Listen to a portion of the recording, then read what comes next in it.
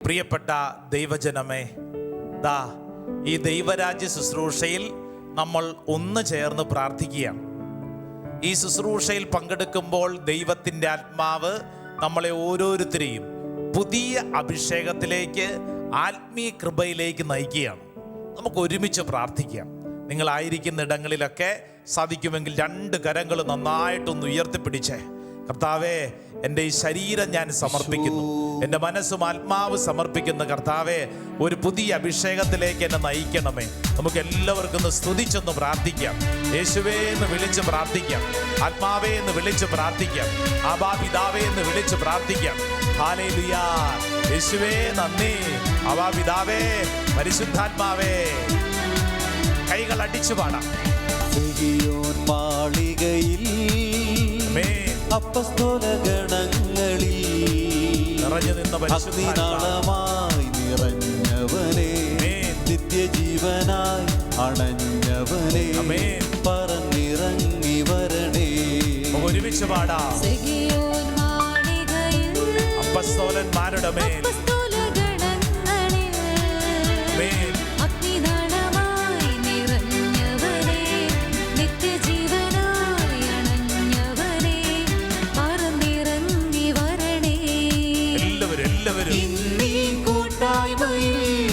ശുശ്രൂഷയിൽ പങ്കെടുക്കുന്ന എല്ലാവരും നിറയട്ടെ. ആമേൻ, ആമേൻ. കൈകൾ ഉയർത്തി, കൈകൾ അടിച്ച് പഠിക്കേ പഠിക്കേ.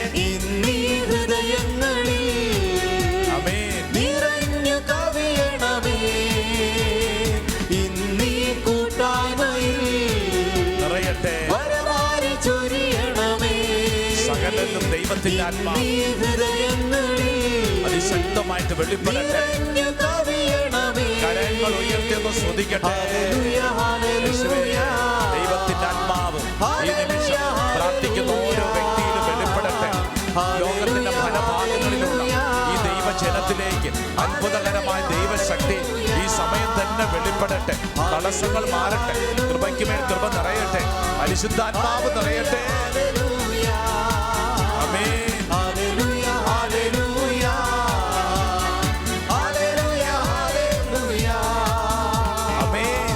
Praise the Lord. Praise the Lord. Hallelujah. Hallelujah. Hallelujah. Hallelujah. സന്തോഷത്തോടെ ഒന്ന് പുഞ്ചിരിച്ച് കരങ്ങൾ കൂപ്പി ഒന്ന് പറഞ്ഞ് ഈശോ മിശിഹായ്ക്ക് സ്തുതിയായിരിക്കട്ടെ.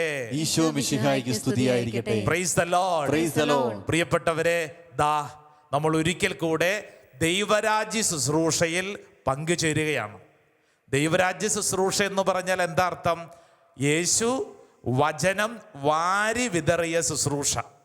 ഈ ശുശ്രൂഷ സമയം നമ്മളും വചനം പഠിച്ച് പ്രാർത്ഥിക്കുകയാണ്.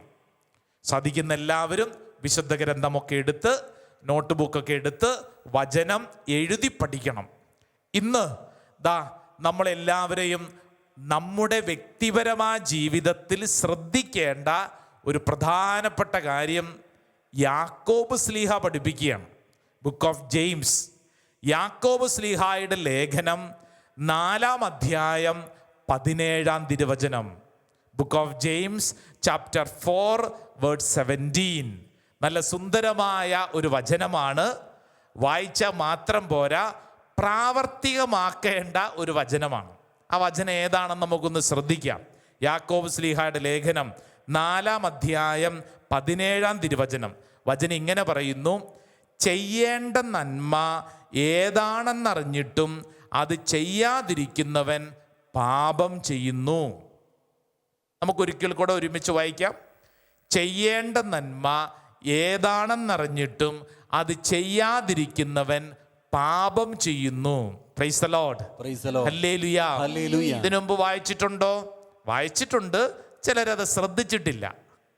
ഇതാ വചനം പഠിപ്പിക്കുകയാണ്. ചെയ്യേണ്ട നന്മ ഏതാണെന്നറിഞ്ഞിട്ടും അത് ചെയ്യാതിരിക്കുന്നവൻ പാപം ചെയ്യുന്നു. പാപം ചെയ്യുന്നു. പണ്ടൊരു പുസ്തകത്തിൽ നമ്മളൊക്കെ വായിച്ചിട്ടുള്ളൊരു കഥ ഇങ്ങനെയാണ്. ഒരാൾ സ്വർഗത്തിലേക്ക് പോകാനായിട്ട് സ്വർഗത്തിലേക്ക് കയറി പോകാൻ വേണ്ടി ഓടി ചെല്ലുമ്പോൾ പത്രോസ് ഗേറ്റിങ്ങ് നിൽക്കുന്നുണ്ട്. പത്രോസാണല്ലോ മിക്കവാറും ഗേറ്റിങ്ങ് നിൽക്കുന്നല്ലേ. ആ ഗേറ്റിങ്ങ് നിൽക്കുന്ന പത്രോസ് ഇദ്ദേഹത്തോട് ചോദിക്കുന്നു, സ്വർഗത്തിലേക്ക് പോകാനായിട്ട് വന്നതല്ലേ, ഞാൻ ബുക്ക് നോക്കട്ടെ, ബുക്കിൽ ഇയാളുടെ പേരുണ്ടോ? പേരില്ല. അപ്പോൾ പത്രോസ് പറഞ്ഞു, അയ്യോ നിങ്ങളുടെ പേര് ഈ പുസ്തകത്തിൽ ഇല്ലല്ലോ. അപ്പോൾ ഈ ഓടി വന്ന ആൾ പറയും, ഞാൻ ഈ ഭൂമിയിൽ ആരും ഉപദ്രവിച്ചിട്ടില്ല, ഞാൻ ആരും വിഷമിപ്പിച്ചിട്ടൊന്നുമില്ല, ഞാൻ ഒന്നും ചെയ്തിട്ടില്ല, ഞാൻ വളരെ ശാന്തമായിട്ട് ജീവിച്ച ഒരാളാണ്. പത്രോസ് പറയും, നിങ്ങൾ ആരെ ഉപദ്രവിച്ചിട്ടില്ല എന്നുള്ള ശരിയാ, പക്ഷേ ചെയ്യേണ്ട നന്മ പലതും ചെയ്തിട്ടില്ല. ശ്രദ്ധിക്കണം. ചിലരൊക്കെ പറയാറില്ലേ, അയ്യോ ഞാൻ പാവം, ഞാൻ ആരും ഉപദ്രവിക്കുന്നില്ലേ, ഞാൻ എൻ്റെ കാര്യം നോക്കി ജീവിച്ചോളാമേ എന്നൊക്കെ പറയാറില്ലേ. ഒന്ന് ശ്രദ്ധിച്ചേ, വചനം പഠിപ്പിക്കുകയാണ്, അങ്ങനെ ജീവിച്ച പോരാ. ചെയ്യേണ്ട നന്മ ഏതാണെന്നറിഞ്ഞിട്ട് അത് ചെയ്തില്ലെങ്കിൽ അത് പാപമാണെന്ന്. നമ്മൾ സാധാരണഗതിയിൽ കുമ്പസാരത്തിലൊക്കെ പറയുന്ന പാപം എന്ന് പറഞ്ഞാൽ അതേതാ? ചെയ്യാൻ പാടില്ലാത്ത കാര്യങ്ങൾ ചെയ്തു. പാപം 2 തരമുണ്ട്. ഒന്ന് സിൻ ഓഫ് കമ്മീഷൻ എന്ന് പറഞ്ഞാൽ ചെയ്യാൻ പാടില്ലാത്ത കാര്യങ്ങൾ ചെയ്തു. അതാണ് നമ്മൾ 10 കൽപ്പനകളിലൊക്കെ ഓർക്കുന്നത് അല്ലേ. ഓരോ കൽപ്പനയും, നിന്റെ മാതാപിതാക്കളെ ബഹുമാനിക്കുക, ബഹുമാനിച്ചില്ലെങ്കിൽ അത് പാപം അല്ലേ. അപ്പോൾ ഓരോ കാര്യങ്ങൾ 10 കൽപ്പനകളുടെ വെളിച്ചത്തിൽ, തിരുസഭയുടെ കൽപ്പനകളുടെ വെളിച്ചത്തിൽ നമ്മൾ നമ്മളെ തന്നെ പഠിക്കും. കൽപ്പനയാണ് കൽപ്പന, അത് ലംഘിച്ചാൽ പാപം, സിൻ ഓഫ് കമ്മീഷൻ എന്ന് പറയും.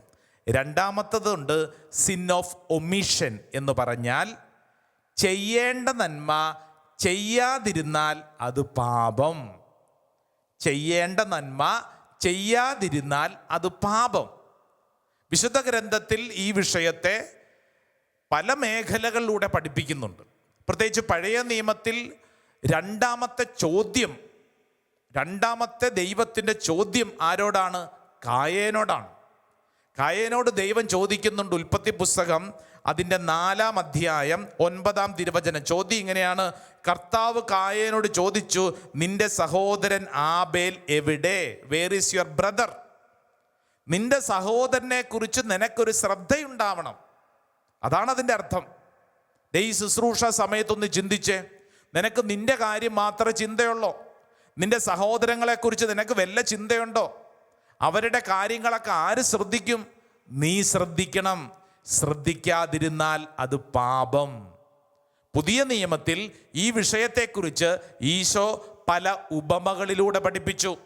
ലൂക്കാസ് വിശേഷം 16-ാം അധ്യായം അതിൻ്റെ 16-ാം അധ്യായം 19 മുതലുള്ള വചനം നമ്മൾ വായിക്കുമ്പോൾ ലാസറും ധനവാനും, 2 കഥാപാത്രങ്ങൾ, ലാസറും ധനവാൻ. ലാസറിന് പേരുണ്ട്, ധനവാന് പേരില്ല. എന്ന് പറഞ്ഞാൽ ഞാനാവാം നീയാവാം. അപ്പം ഈ ധനവാൻ എന്തുകൊണ്ട് നരകത്തിൽ പോയി?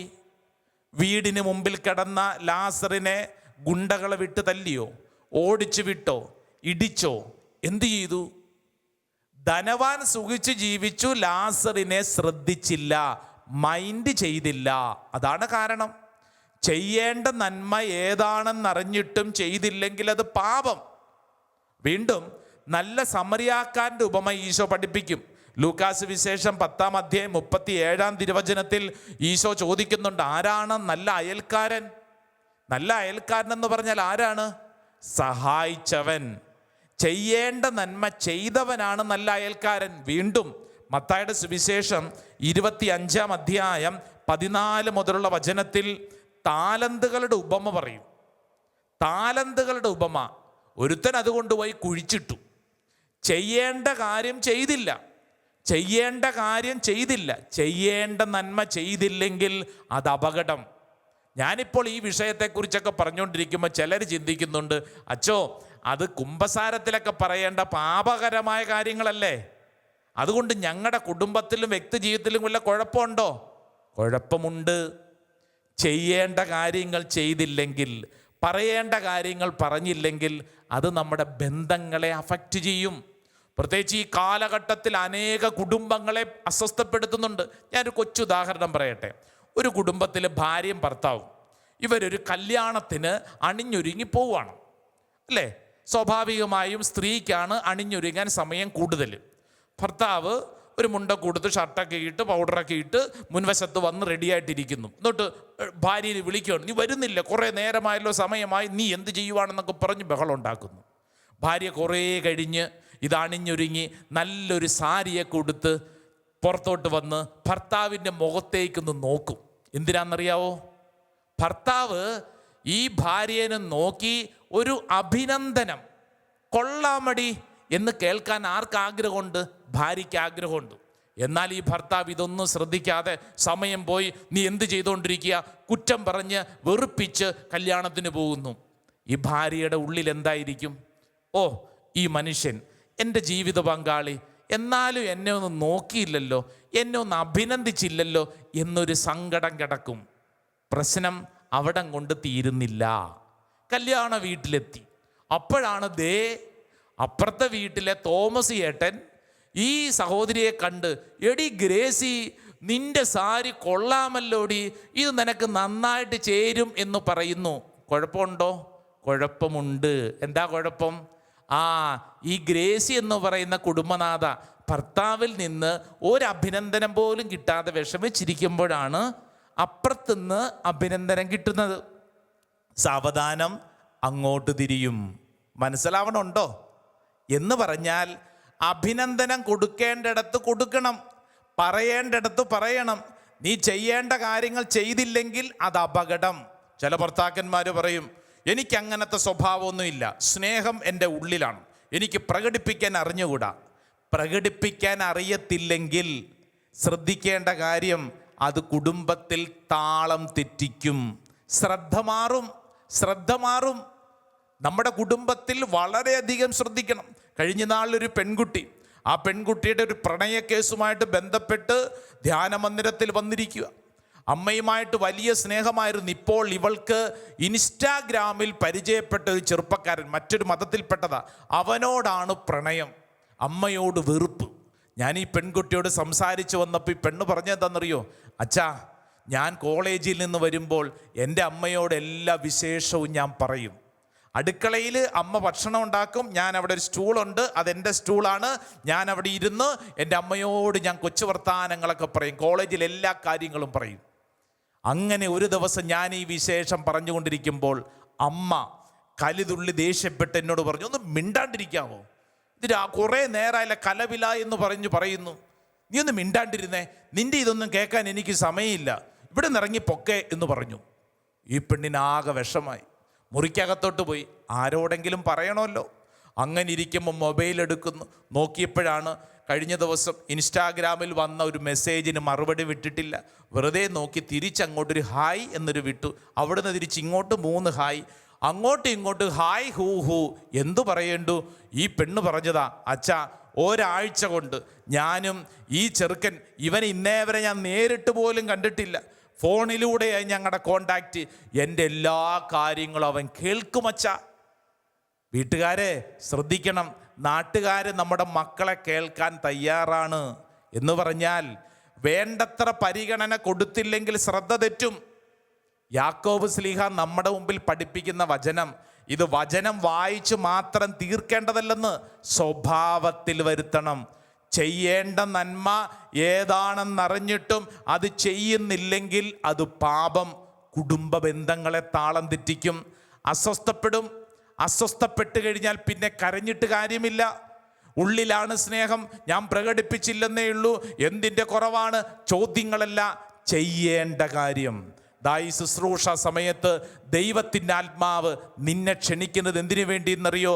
ചെയ്യേണ്ട നന്മ ഏതാണെന്നറിഞ്ഞാൽ അത് ചെയ്യണം. കുടുംബത്തിൽ അത് ആരംഭിക്കണം, സ്നേഹം പ്രകടിപ്പിക്കണം, കൂട്ടായ്മയിൽ അത് പ്രകടിപ്പിക്കണം. അങ്ങനെ വന്നാൽ ആ സ്നേഹം അത് അഭിഷേകമായിട്ട് കുടുംബത്തിൽ മാറും. തുടർന്ന് ആരാധന സമയമുണ്ട്. നമ്മൾ ഒരുമിച്ച് ഈ ആരാധനയിൽ പ്രാർത്ഥിക്കാൻ പോവുക. എന്തിനെന്നറിയോ?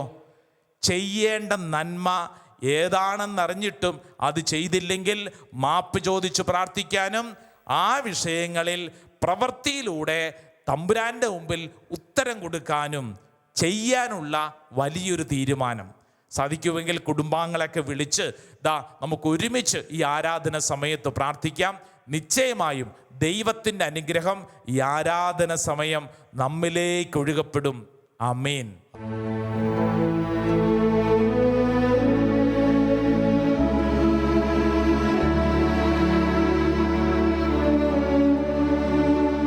പ്രിയപ്പെട്ട ദൈവജനമേ,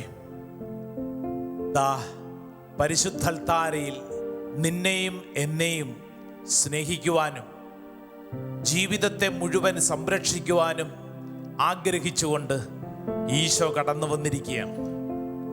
വലിയ സ്നേഹത്തോടുകൂടെ നമുക്ക് ഈ ആരാധനയിൽ പങ്കുചേരാം.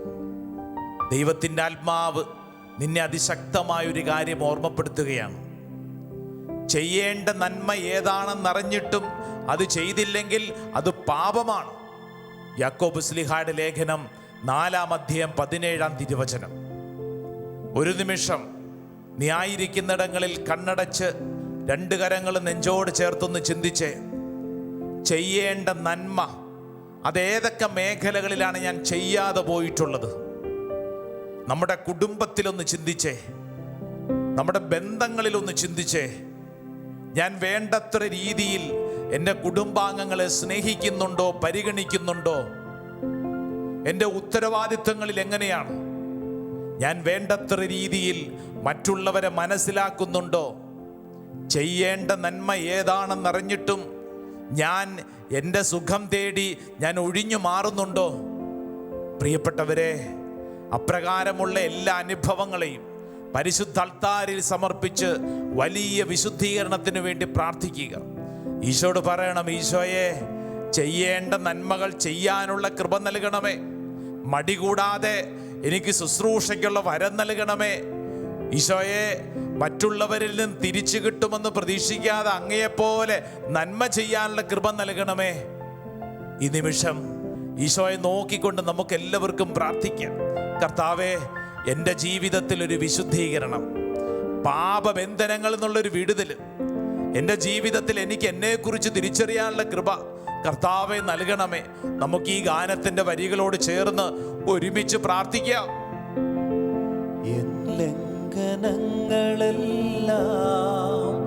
ഞാൻ നന്നായി അറിയുന്നു, എൻ പാപമെപ്പോഴുമെൻ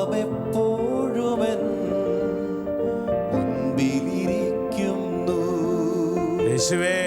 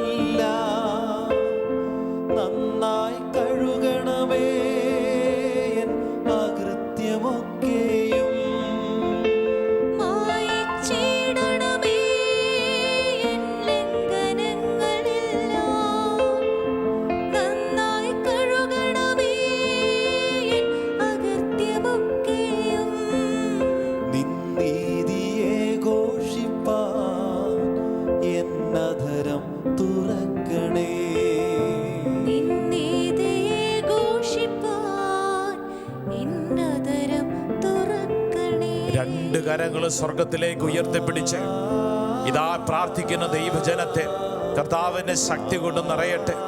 നിന്റെ കുടുംബങ്ങളിലും വ്യക്തി ജീവിതത്തിലും നിന്റെ കൂട്ടായ്മകളിലും ചെയ്യേണ്ട നന്മ ഏതാണെന്ന് അറിഞ്ഞിട്ടും ചെയ്യാതെ പോയ ഓരോ അനുഭവങ്ങളെ ഓർത്ത് മാപ്പ് ചോദിച്ച് പ്രാർത്ഥിക്കുക. കർത്താവിൻ്റെ മുമ്പിൽ തീരുമാനമെടുക്കുക. ചെയ്യേണ്ട നന്മകൾ ഞാൻ ചെയ്യും. ഓ കർത്താവേ, എൻ്റെ സ്വാർത്ഥതയ്ക്കല്ല, മറിച്ച് മറ്റുള്ളവർക്ക് നന്മ ചെയ്യും. ഞാനിതാ തീരുമാനമെടുക്കുന്നു. അങ്ങയെപ്പോലെ തിരിച്ചു കിട്ടുമെന്ന് പ്രതീക്ഷിക്കാതെ മറ്റുള്ളവർക്ക് വേണ്ടി നന്മ ചെയ്യാനുള്ള വലിയ തീരുമാനം, ഓ കർത്താവ്, ഞാൻ വിശ്വസിക്കുന്നു. രണ്ട് കരങ്ങളും ഉയർത്തി ഒന്ന് സ്തുതിച്ചൊന്ന് പ്രാർത്ഥിച്ച് ആ തീരുമാനങ്ങളെല്ലാം ഈശോയ്ക്ക് വിട്ടുകൊടുത്ത് ഇത് നിന്നിൽ സംഭവിക്കട്ടെ. ഈ ശുശ്രൂഷ സമയത്ത് തന്നെ നിന്റെ പ്രാർത്ഥനാ ജീവിതത്തെ, നിന്റെ ആത്മീയ ജീവിതത്തെ കർത്താവ് വിശുദ്ധീകരിക്കട്ടെ. ഇതാ കർത്താവ് നിന്നിൽ ഇടപെടുന്ന സമയം, പാപത്തെയും പാപബന്ധനങ്ങളെയും കർത്താവ് വിശുദ്ധീകരിക്കുന്ന സമയം. മറ്റുള്ളവരെ സ്നേഹിക്കാനും പരിഗണിക്കാനും അംഗീകരിക്കാനുള്ള കൃപ കർത്താവ് നിന്റെ മേൽ ചൊരിയുകയാണ്. എല്ലാവരും സ്തുതിച്ചൊന്ന് പ്രാർത്ഥിക്കട്ടെ. ഹല്ലേലൂയാ, ഹല്ലേലൂയാ, ഹല്ലേലൂയാ. ദൈവമേ, നിന്റെ ശക്തി പ്രാർത്ഥിക്കുന്ന ദൈവജനത്തിന്റെ മേൽ ഒഴുകട്ടെ. എല്ലാ കെട്ടുകളും അഴിയട്ടെ, എല്ലാ തിന്മയുടെ ബന്ധനങ്ങളും അഴിയട്ടെ, എല്ലാ തെറ്റായ ബോധ്യങ്ങളും അഴിയട്ടെ. ഒരു പുതിയ ശക്തി, ഒരു പുതിയ അഭിഷേകം ദൈവജനത്തിന്റെ മേൽ വ്യാപരിക്കപ്പെടട്ടെ. ഹല്ലേലൂയാ, ഹല്ലേലൂയാ, ഹല്ലേലൂയാ. യേശുവേ, ആരാധന, ആരാധന, ആരാധന, ആരാധന കർത്താവേ, മഹത്വം കർത്താവേ. പ്രിയപ്പെട്ടവരെ, ഈശോയുടെ മുമ്പിൽ ആശീർവാദ പ്രാർത്ഥനയ്ക്ക് വേണ്ടി ഒരുങ്ങുകയാണ്. ഈശോ നിന്നെ ആശീർവദിക്കുന്ന സമയം നീ ആഗ്രഹിച്ച് പ്രാർത്ഥിക്കണം. മറ്റുള്ളവർക്ക് വേണ്ടി നന്മ ചെയ്യാനുള്ളൊരു വലിയ തീരുമാനം അത് നിന്റെ ഉള്ളിലുണ്ടാവട്ടെ. മറ്റുള്ളവർക്ക് വേണ്ടി നന്മ ചെയ്യുമ്പോൾ നമ്മുടെ ജീവിതത്തിൽ അഭിഷേകം വർദ്ധിക്കും. പാപത്തെയും പാപബന്ധനങ്ങളിൽ നിന്നും വലിയ വിടുതൽ കിട്ടും. ആ വലിയ ആഗ്രഹത്തോടു കൂടി കരങ്ങൾ കൂപ്പി നമുക്ക് ഈശോയുടെ ആശീർവാദം സ്വീകരിച്ച് പ്രാർത്ഥിക്കാം.